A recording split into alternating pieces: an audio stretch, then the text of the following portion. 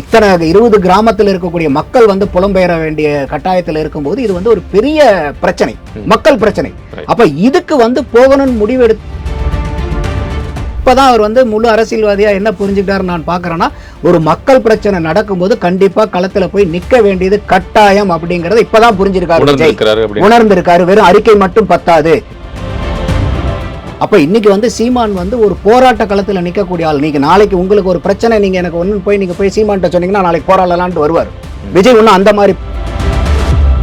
விஜய்க்கு வந்து என்ன ஆகும்னா, இன்னைக்கு இந்த இப்ப பை எலெக்ஷன்ல நின்னாருன்னா ரிசல்ட் என்னவா இருக்கும்னு நினைக்கிறீங்க? ஜெயிச்சிருவாருன்னு நினைக்கிறீங்களா? ஜெயிக்கிறார் பிரசன்ஸ் முக்கியமா இல்லையா?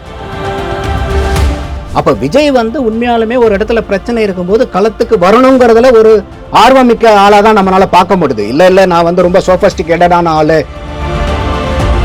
அந்த அண்ணா பல்கலைக்கழகத்திலேயே வந்து எனக்கு ஒரு விமர்சனம் விஜய் மேல என்ன இருந்துச்சுன்னா, அது வந்து முன்னாடி விஜய் வந்து அண்ணா யூனிவர்சிட்டி வாசல்ல போய் நீங்க அடுத்த நாளே போய் காரை நிறுத்தி இறங்கி இருந்தாருனாவே அது வந்து பெரிய போராட்டமா மாறி இருக்கும். தூங்கா நகரில் ஒரு தூங்கா மருத்துவமனை பிரீத்தி ஹாஸ்பிட்டல்ஸ் 7810044444. இப்போது புதிய அறிமுகம் ஆச்சி ஹோட்டல் சாம்பார் 50 கிராம் ரூபாய் 20 மட்டுமே. வணக்கம் நேயர்களே, இன்றைய நமது சிறப்பு நேர்காணலில் அரசியல் விமர்சகர் திரு நந்தகுமார் அவர்களை சந்தித்து நடப்பு அரசியல் குறித்து பல்வேறு விஷயங்கள் குறித்தும் பேச இருக்கின்றோம். வணக்கம். வணக்கம் கோபால். இதுவரைக்கும் ஒர்க் ஃப்ரம் ஹோம் பாலிடிக்ஸ் பண்ணிட்டு இருந்த விஜய் 20ஆம் தேதி அதிரடியா அரசியல் களத்தை காட்டுறதுக்காக, தன்னுடைய பலத்தை நிரூபிக்கிறதுக்காக பரந்தூர் விமான நிலைய போராட்டக்காரர்கள்ட்ட சந்திச்சு பேச போறாரு. அதுக்காக வந்து எல்லாமே ரெடி பண்ணிரு. மக்களை சந்திக்கிறது நோக்கமா, அரசியல் இருப்பை காட்டுறது நோக்கமா? அரசியல் இருப்பை காட்டுறது மட்டும்தான் விஜயோடைய நோக்கமா இருந்துச்சுன்னா எல்லாத்துக்குமே அவர் இந்த மாதிரி பண்ணியிருப்பாரு. இது உண்மையாலுமே வந்து ஒரு அரசியலுக்கு அப்பாற்பட்டு ஒரு மக்களுக்கு உண்டான போராட்டத்துக்கு ஒரு ஆதரவாகவும் நான் பார்க்குறேன். என்ன காரணம்னா, இந்த பரந்தூருங்கிறது வந்து இன்னைக்கு ஒரு தேதி 17ன்னு வச்சா கூட இது 907வது நாளாக இன்னைக்கு அந்த போராட்டங்கள் வந்து போய்கிட்டு இருக்கு. இது வந்து ஒரு பெரிய நீண்ட நெடிய மக்கள் போராட்டமாக அங்கே இருக்குது. இதே வந்து கடந்த அதிமுக ஆட்சியில் வந்து இந்த 4 வழிச்சாலைகள்ங்கும் போது அதுக்காக இப்படி தான் வந்து திமுகவினுடைய தலைமையில் அவர்களுடைய பெயரால் அது வந்து பல முகங்கள் கொண்டு நடத்தப்பட்டுச்சு. கட்சியாக மட்டும் இல்லாமல் சமூக ஆர்வலர்கள், இல்லை வந்து பொதுநலவாதிகள், இல்லை வந்து இயற்கை நல ஆர்வலர்கள்ங்கிற பல பேரில் வந்து திமுகவினுடைய ஆதரவாளர்கள் எல்லாம் அந்த போராட்டத்தை வந்து பெரிய போராட்டமாக பண்ணாங்க அந்த 4 வழிச்சாலைக்கு. இன்னைக்கு அந்த மாதிரி போராட்ட வீரர்கள் எல்லாம் எங்கே போனாங்கன்னு தெரியல. அந்த ஒரு படத்தில், கர்ணன் படத்தில் ஒரு பாட்டு வரும், கண்டா வர சொல்லுங்கன்னு. அவங்களெல்லாம் இந்த பேட்டியை பார்க்குறவங்க எல்லாம் பார்த்தீங்கன்னா அவங்கள கண்டா வர சொல்லுங்க. பரந்தூர்லேயும் இவ்வளோ ஒரு பெரிய போராட்டம் நடந்துட்டு இருக்குது. ஒரு 5746 ஏக்கர் 20 வில்லேஜில் இருக்கக்கூடிய அவ்வளோ நிலங்களை கையகப்படுத்தி தான் வந்து அங்கே விமான நிலையம் கொண்டு வர்றதுக்கு பண்ணிட்டு இருக்காங்க. நம்ம வந்து ஒரு வளர்ச்சிக்கு தடையாக இருக்கணுங்கிறது எண்ணம் இல்லை. பட் இங்கே வந்து ஒரு 4 வழிச்சாலைக்கு நீங்கள் ஒரு போராட்டம் நடத்தின மாதிரி ஏன் வந்து இன்னைக்கு வந்து திமுக ஆட்சி பண்ணிட்டு இருக்கக்கூடிய இந்த பீரியடில் வந்து பரந்தூருக்கு எகென்ஸ்டாக அந்த போராட்ட வீரர்கள், போர்க்கள வீரர்கள்லாம் எங்க போனாங்கிறதா நம்மளுடைய கேள்வி. இல்லை, இதுல திமுக அரசை வந்து மையப்படுத்தி இந்த பிரச்சனையை உருவகப்படுத்தணுங்கிறதா, இல்ல ஒரு வருஷமா நம்ம வந்து கட்சி ஆரம்பிச்சு இந்த பிப்ரவரி வந்தா ஒரு வருஷம் ஆக போகுது கட்சி தொடங்கி, ரெண்டுமே நம்ம பண்ணி ஆகணும். இப்ப வரைக்கும் வந்து ஒர்க் ஃப்ரம் ஹோம் பாலிடிக்ஸ் பண்ணிட்டு இருக்கக்கூடிய விஜய் அப்படின்னு ஒரு மேல ஒரு குற்றச்சாட்டு, இப்பயாவது நம்ம இந்த பண்ணிடலாமே அப்படிங்கிற அந்த ஏங்கிள் எடுத்து பண்ண போறாரு. ஒவ்வொரு காலகட்டத்திலையும் வந்து எல்லா அரசியல் கட்சிகளுக்குமே வந்து ஒரு மக்கள் நல போராட்டத்தில் பங்கெடுத்துக்கணுங்கிற ஒரு நிர்பந்தம் உண்டு, கட்டாயம் உண்டு. ஏன்னா அவங்க மக்கள் நலனுக்காக தான் அரசியலுக்கு வராங்க. அப்போ விஜய்க்கே நமக்கே வந்து என்ன விமர்சனம் இருந்துச்சுன்னா, நீங்கள் ஃபர்ஸ்ட் அரசியல் கட்சி அனௌன்ஸ் பண்ணும்போதே கோட் ஷூட்டிங்கில் இருந்துச்சு. அதை முடிச்சதுக்கப்புறம் இன்னொரு படம், இப்போ நடிச்சிட்டு இருக்கிற படத்தையும் முடிச்சுட்டு வரேன்னு தான் அவர் அப்பயே சொன்னார். ஆனால் அப்போ இருந்த என்னுடைய விமர்சனம் என்னன்னா, நீங்கள் கோட்டுக்கு அப்புறம் நீங்கள் படம் நடிக்காதீங்க. அப்போ இத்தனை வருஷம் நீங்கள் நடித்த படத்தில் இன்னும் வந்து பார்த்தீங்கன்னாக்கா ஒரு 10-20 வருஷத்துக்கு நீங்கள் தான் சூப்பர் ஸ்டார், ஒரு நியர் செகண்ட் பர்சன் கூட இல்லை. ஸோ அந்த மாதிரி இருக்கும்போது நீங்கள் எவ்வளவோ தியாகம் பண்ணிட்டு வரீங்க ஒரு சினிமா சைடில் இருந்து உங்களுடைய வருமானத்துங்கும் போது இந்த ஒரு படத்தில் என்ன ஆகிட போகுது? அப்போ நீங்கள் வந்து இது இன்னைக்கு அரசியலுக்கு வரணும், இன்றைக்கே நீங்கள் உடனே களத்தில் இறங்கணும். அதுதான் வந்து அரசியலில் வரணும். இல்லைனா இந்த மாதிரி விமர்சனங்கள்லாம் நீங்கள் ஆளாக்கப்படுவீங்க. அப்போ விஜய் வந்து இந்த மாதிரி ஒரு விமர்சனம் வந்து தவிர்க்கலாம், அந்த ஒரு படத்தை தவிர்த்திருந்தா. ஆனால் அவர் வந்து ஏற்கனவே சொன்னது தான் இது. அவர் ஒன்றும் சொன்னதை மாற்றி செய்யலை. இன்னொரு படம் இருக்குது கோட்டுக்கு அப்புறம், அதை முடிச்சுட்டு நான் வரேன்னாரு. வந்ததுக்கு அப்புறம் வந்து மற்றவங்க மாதிரிலாம் நான் வந்து சினிமாலையும் நடிப்பேன், பாலிடிக்ஸ்லையும் இருப்பேங்கிறதையும் சொல்லலை. வந்தாலும் நான் முழு நேரம் அரசியலுக்கு நான் வந்துடுவேன் அப்படின்னு சொல்லி தான் வராரு. இதெல்லாம் வரவேற்கப்பட வேண்டியது. ஆனால் சில இந்த மாதிரி முக்கியமான போராட்டங்களுக்கு பூராமே வந்து அவருடைய ப்ரெசன்ஸ் வந்து ரொம்ப இருக்கணும். அதாவது வந்து எனக்கு அந்த அண்ணா பல்கலைக்கழகத்திலேயே வந்து எனக்கு ஒரு விமர்சனம் விஜய் மேல என்ன இருந்துச்சுன்னா, அது வந்து ஒரு மாணவிக்கு நடந்தது. மாணவிங்கிறது வந்து இளைஞர்களுடைய ஒரு அடையாளம். அப்ப அந்த மாரி இருக்கும்போது இன்னைக்கு விஜய்க்கு பின்னாடி இருக்கக்கூடிய பெரிய படைபலம் என்னன்னா இளைஞர்கள். அப்ப அதுக்கு வந்து இன்னைக்கு மத்தவங்கலாம் ரோட்டுக்கு வரதுக்கு முன்னாடி விஜய் வந்து அண்ணா யுனிவர்சிட்டி வாசல்ல போய் நீங்க அடுத்த நாளே போய் காரை நிறுத்தி இறங்கி இருந்தாருனாவே அது வந்து பெரிய போராட்டமா மாறி இருக்கும். போராட்டம் இல்ல, அது ஒரு பெரிய பேசுபடு பொருளா இருக்கும். ஆனா அவர் வந்து ஒரு 2வது நாளே வந்து ஒரு அறிக்கை விடுறாரு. அது வந்து அரசாங்கம் வந்து கண்டிப்புங்கிற வார்த்தை கூட இல்ல. அந்த முதல் அறிக்கை அவர் 25ஆம் தேதி அறிக்கை விடும்போது இது அரசாங்கம் வந்து பார்க்கணும், பெண்கள் பாதுகாப்பு, விழிப்புணர்வு இதோட மட்டும் இருந்து அரசாங்கம் துரிதமா செயல்படணுங்கிற ஒரு வேண்டுகோள் மாதிரி மட்டும் வச்சுட்டு போயிட்டார். அப்புறம் மற்ற கட்சிகள்லாம் போராட்டம் எடுக்க தான் வந்து அது யார் அந்த சாருங்கிற அதிமுகவினுடைய ஹேஷ்டேக் ஆகட்டும், அதே மாதிரி அண்ணாமலையினுடைய தன்னைத்தானே சவுக்கால் அடிச்சுக்கக்கூடிய ஒரு போராட்டம் ஆகட்டும், எல்லாருமே அதை வந்து ஃபிளேர் அப் ஆக தென் நீ அண்டர்ஸ்டுட் இல்லை, இது வந்து இனிமேலும் நம்ம வந்து ஒரு போராட்டமா எடுக்கலைன்னா இல்லை வந்து நம்ம ஒரு குரல் கொடுக்கலன்னா தவறா போயிடுங்கிறதுக்காக அப்போ கூட என்ன பண்றாரு, அவர் கவர்னரை தான் போய் பார்க்கறாரு. அப்ப அதனால் வரைக்கும் வந்து கவர்னர் தேவையில்லைன்னு சொல்லிட்டு இருந்தார். இன்னொரு தகவல் வந்தது என்னன்னா, அங்க இருக்கக்கூடிய அட்மினிஸ்ட்ரேஷன் இவர் வந்து ஒரு ரெக்குயர்மெண்ட் கொடுத்ததாகவும் ரெக்வஸ்ட் கொடுத்ததாகவும், ஆனால் அவனை வந்து இப்போ நீங்கள் வந்தீங்கன்னா பிரச்சனை ஆயிடும் அப்படின்னு சொல்றதுனால அது தவிர்க்கப்பட்டதாகவும் ஒரு ஊடகமான ஒரு தகவல் வந்தது. தகவல் தான், ஒருவேளை அதுக்காக தவிர்த்திருக்கலாம் அப்படிங்கிறது. அட்மினிஸ்ட்ரேஷன் சொல்றாங்க, பிரச்சனையே அங்க அட்மினிஸ்ட்ரேஷன்ல தானே. அப்ப அண்ணா யூனிவர்சிட்டிக்குள்ளார வந்து நீங்க இத்தனை பேர் உள்ளார வந்துட்டு போயிட்டு இருக்காங்க. அவன் அந்த இன்சிடென்ட்ஸ்லாம் நம்ம பார்க்கும்போது is a first time offender. 20 case அவன் மேல இருக்குதுன்றாங்க. ஏற்கனவே 26 கேஸ், அதுல 6ல கன்விக்ட் ஆயிருக்கான். இன்னும் வந்து பெண்டிங்ல நிறைய கேசஸ் இருக்கு. அது நம்ம டிஸ்கஸ் பண்ண முடியாது. இல்ல நம்ம அதை டிஸ்கஸ் பண்ணல. அது மாதிரி ஈஸ் அன் ஹிஸ்டரி ஷீட்டர். அப்ப அந்த மாதிரி இருக்கக்கூடிய ஆள் வந்து அங்க உள்ளார போய் பண்ண போறான்னா அதுதான் அவனுடைய ஃபர்ஸ்ட் இன்சிடென்ட்டா இருக்கும்னு நீங்க நம்புறீங்களா? இது வரைக்கும் அவன் ஏகப்பட்ட விஷயங்கள் அந்த கேம்பஸ்குள்ளார பண்ணியிருப்பான். அப்ப அந்த அட்மினிஸ்ட்ரேஷன் ப்ராப்பரா ஃபங்க்ஷனிங் ஆயிருந்தா இந்த ப்ராப்ளத்தை அவங்க சால்வ் பண்ணிருக்கலாம். அப்ப administration also is at fault. அதுல பல பேர் குற்றவாளி இருந்தாலும் அட்மினிஸ்ட்ரேஷன் லேக், அவங்க வந்து தப்பு செஞ்சுட்டாங்கன்னு சொல்லல, lack of control, lack of security, lack of safety, that is an administrative job இல்லையா? அப்ப அந்த மாதிரி வந்து ஒரு அவங்களும் ஒரு ஸ்டேக் ஹோல்டரா இந்த ப்ராப்ளத்துல இருக்கும்போது அவங்க கிட்ட நீங்க கேட்டு அவங்க வர வேண்டாம்ட்டாங்க, அதனால நான் போகலிங்கிறது ஏற்புடையது இல்ல.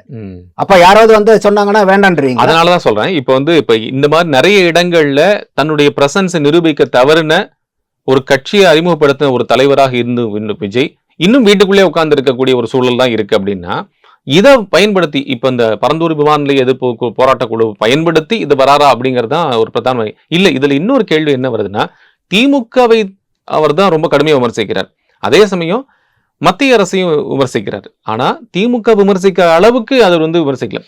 பரந்தூர் விமான நிலையத்தை பொறுத்த அளவுக்கு மத்திய அரசு என்ன சொல்றாங்கன்னா, நாங்க திட்டத்துக்கு ரெடி தான், நீங்க தான் இன்னும் நிலம் கையகப்படுத்தி கொடுக்கல அப்படின்னு மத்திய அரசு வந்து மாநில அரசை கை காட்டக்கூடிய சூழ்நிலையில இதை ஒரு வாய்ப்பா பயன்படுத்திக்கிறார் அப்படிங்கிற கேள்வி வருதுல்ல.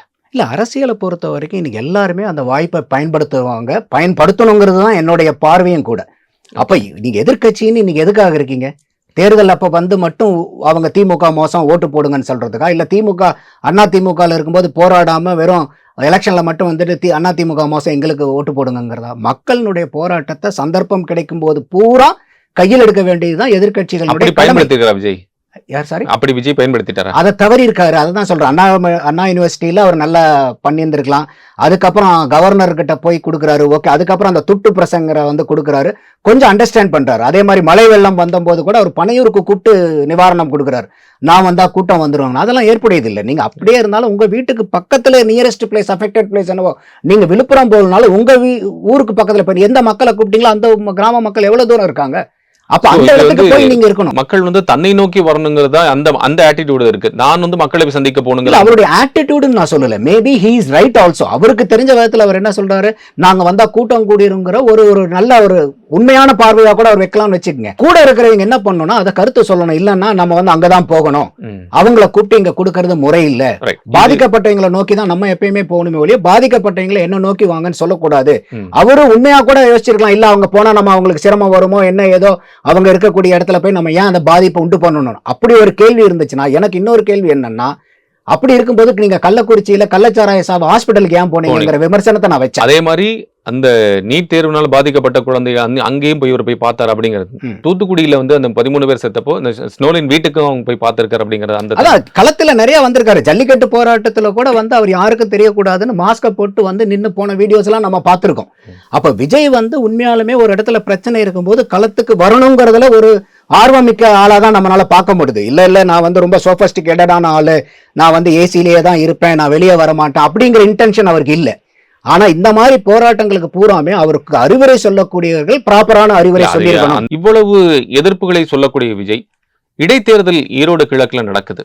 அப்போ அட்லீஸ்ட் என்னன்னா தான் அந்த இடத்துல நின்றுக்கணும் அப்படிங்கிற ஒரு தேவை இருக்கு. இப்போ எல்லாம் ஒட்டுமொத்தமாக கிட்டத்தட்ட 8-9 கட்சிகள் வந்து புறக்கணிச்சிருக்கிறாங்க. அதிமுக பிரதான எதிர்கட்சி உள்ளிட்ட எல்லா கட்சிகளும், நாம் தமிழரும் திமுகவுடன் தான் பிரதான கட்சிகளாக அங்கீகரிக்கப்பட்ட அரசியல் கட்சிகள் நிற்கிறாங்க. இதுக்காக தான் போய் நின்றுக்க வேண்டாமா? இல்லை, என்னுடைய பார்வை வேற மாதிரி. அதாவது வந்து அவங்க கட்சி ஆரம்பிக்கும் போதே தெளிவாக சொல்லிட்டாங்க, எங்களுடைய தேர்தல் அப்படிங்கிறது 2026 தேர்தல் தான். ஏன்னா அவங்க வந்து இன்னைக்கு தான் ஆரம்பிச்சிருக்காங்க, 1 வருஷம் முடிஞ்சிருக்கு, இன்னும் கட்டமைப்பே முடிக்கல. இதெல்லாம் வந்து இது தாவேக்காக்கு உண்டான பலகீனங்கள். 1 வருஷம் ஆகியும் இன்னைக்கு வந்து அங்கே வந்து உள்கட்சியில் வந்து இன்னும் நிர்வாகிகளை வந்து முழுமையாக கட்டமைச்சு முடிக்கல, போய்கிட்டு இருக்கு. அப்படி இருக்கிற காலகட்டத்தில் வந்து நீங்கள் விக்கிரவாண்டியிலேயே வந்து அவங்க இடைத்தேர்தலில் நிற்கல. அப்போ விக்கிரவாண்டி இடைத்தேர்தலில் நிற்காத போது நீங்கள் இன்னைக்கு போய் ஈரோட்டில் நீங்கள் இடைத்தேர்தலில் நிற்கும் போது அது வந்து தாவேக்காக்கு ஒரு மைனஸ் பாயிண்டா வரும். விக்கிரவாண்டி அப்போ அவங்க ரொம்ப பட் அந்த அளவுக்கு தான் இருந்தாங்க. இன்னைக்கும் பட்டிங் தான் அவங்க ஒரு பட்டிங்ல இருந்து இருக்காங்க. இப்போ வந்து ஆரம்பிச்சு 1 வருஷம் ஆச்சு. நான் வரேன்னு சொல்லி கிட்டத்தட்ட வந்து 7-8 மாசம் ஆயிப்போச்சு.